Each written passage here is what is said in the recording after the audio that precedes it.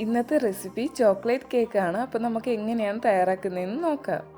Cake തയ്യാറാക്കാൻ വേണ്ടിയിട്ട് ഞാനിവിടെ 2 മുട്ട എടുത്തിട്ടുണ്ട്. ഒരു പാത്രത്തിലേക്ക് മുട്ട ഒഴിച്ചു കൊടുക്കാം.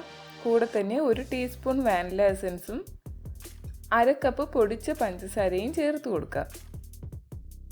നന്നായിട്ടൊന്ന് മിക്സ് ചെയ്തെടുക്കാം. 7-8 മിനിറ്റോളം നന്നായി മിക്സ് ചെയ്തെടുക്കുക.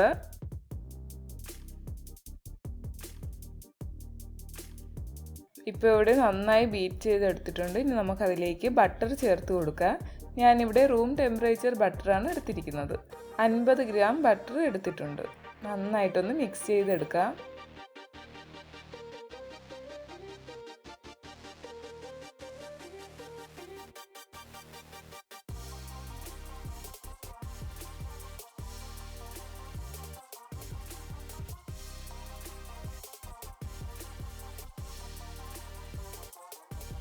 ഇപ്പോൾ ഇവിടെ 5 മിനിറ്റോളം ഞാൻ മിക്സ് ചെയ്ത് എടുത്തിട്ടുണ്ട്.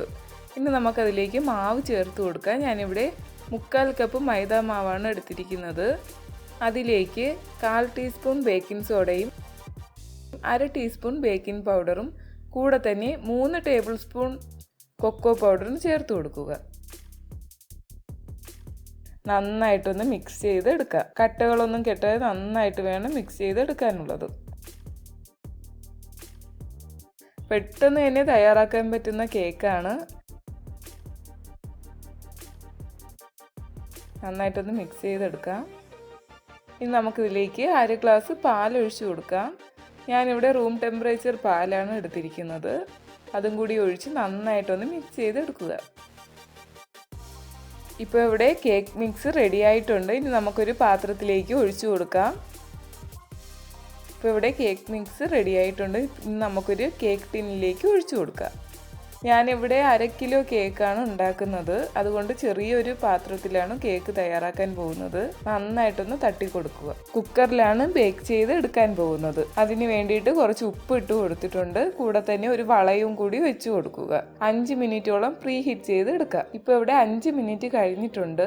നമുക്കിനി അതിലേക്ക് കേക്ക് മിക്സ് വെച്ച് കൊടുക്കാം. വെച്ച് കൊടുത്ത് 25-30 മിനിറ്റോളം ബേക്ക് ചെയ്ത് എടുക്കാം. ഇവിടെ കേക്ക് റെഡി ആയിട്ടുണ്ട്. നമുക്കൊരു സ്റ്റിക്ക് വെച്ച് കുത്തി നോക്കാം. കണ്ടില്ലേ, സ്റ്റിക്ക് ക്ലീൻ ആയിട്ട് വന്നിട്ടുണ്ട്. കേക്ക് റെഡി ആയിട്ടുണ്ട്. 25 മിനിറ്റ് മാത്രമേ ബേക്ക് ചെയ്യാൻ എനിക്ക് വേണ്ടി വന്നിട്ടുള്ളൂ. അടുത്തതായിട്ട് പഞ്ചസാര പാനി തയ്യാറാക്കാം. ഞാനിവിടെ 2 ടേബിൾ സ്പൂൺ പഞ്ചസാരയാണ് എടുത്തിരിക്കുന്നത്. കൂടെ തന്നെ 1/2 കപ്പ് വെള്ളവും കൂടി ഒഴിച്ച് നന്നായിട്ടൊന്ന് തിളപ്പിച്ചെടുക്കാം.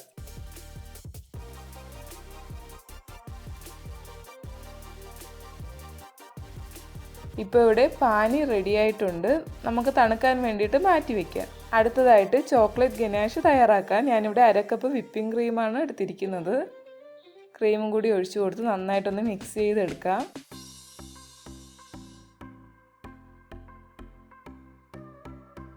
അതിലേക്ക് 60 ഗ്രാം ചോക്ലേറ്റ് കൂടി ഇട്ട് കൊടുക്കുക. ഞാനിവിടെ കുക്കിംഗ് ചോക്ലേറ്റാണ് എടുത്തിരിക്കുന്നത്. നന്നായിട്ടൊന്ന് മിക്സ് ചെയ്തെടുക്കാം. ലോ ഫ്ലെയിമിലിട്ട് മാത്രമേ മിക്സ് ചെയ്യാൻ പാടുള്ളൂ, അല്ലെങ്കിൽ പെട്ടെന്ന് തന്നെ കരിയാൻ ചാൻസ് ഉണ്ട്. അതിലേക്ക് ശകലം ബട്ടറും കൂടി ഇട്ട് കൊടുക്കുക. നല്ലൊരു ഗ്ലേസിങ്ങിന് വേണ്ടിയിട്ടാണ് ബട്ടർ ചേർത്ത് കൊടുക്കുന്നത്. നന്നായിട്ടൊന്ന് തിളപ്പിച്ചെടുക്കാം.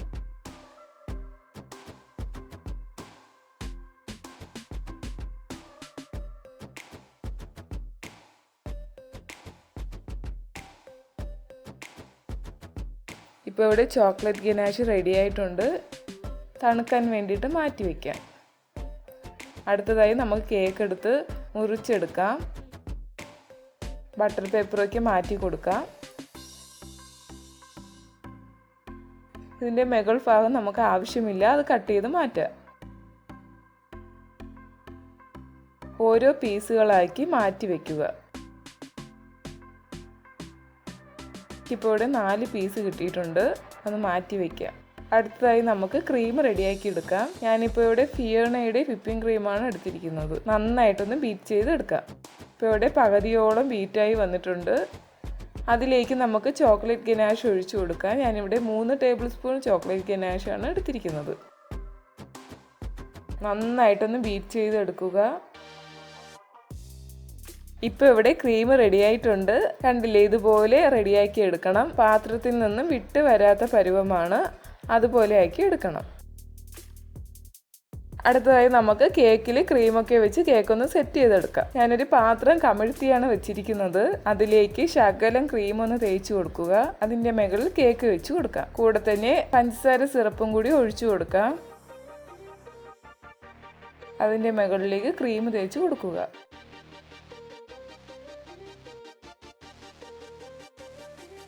അതുപോലെ തന്നെ ഓരോ കേക്കുകളായിട്ട് വെച്ച് കൊടുക്കുക. അതിൻ്റെ മുകളിൽ പഞ്ചസാര പാനി ഒഴിച്ചു കൊടുക്കുക. കൂടെ തന്നെ കേക്കിൽ ക്രീമും കൂടി തേച്ച് കൊടുക്കുക.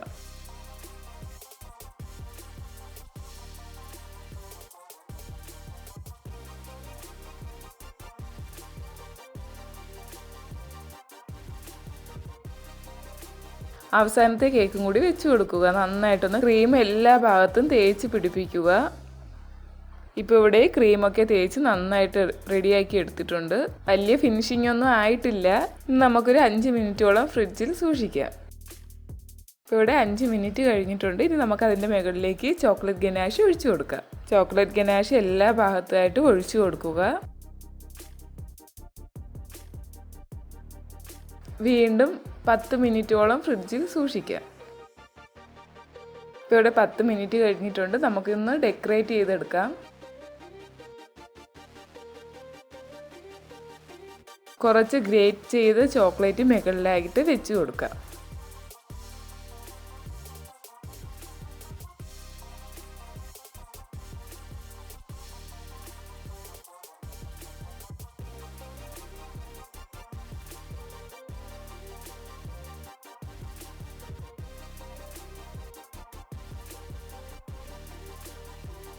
നമുക്കിനി ഇതൊന്ന് കട്ട് ചെയ്ത് നോക്കാം. നല്ല സോഫ്റ്റ് കേക്കാണ്. കണ്ടില്ല, നല്ല സോഫ്റ്റാണ്. കാണാൻ ലുക്കില്ലെങ്കിലും നല്ല ടേസ്റ്റാണ്. എല്ലാവരും തീർച്ചയായിട്ടും തയ്യാറാക്കി നോക്കണം. വളരെയധികം ഇഷ്ടമാകും. കുട്ടികൾക്കൊക്കെ വളരെയധികം ഇഷ്ടമാകും. ലോക്ക്ഡൗണൊക്കെ അല്ലേ, എല്ലാവരും വീട്ടിലിരുന്ന് കേക്കൊക്കെ ഉണ്ടാക്കി പരീക്ഷിച്ച് നോക്കുക. കേക്ക് ഇഷ്ടമായെങ്കിൽ പ്ലീസ് ഷെയർ ചെയ്യുക, ലൈക്ക് ചെയ്യുക, കമൻറ്റ് ചെയ്യുക, സബ്സ്ക്രൈബ് ചെയ്യുക. താങ്ക്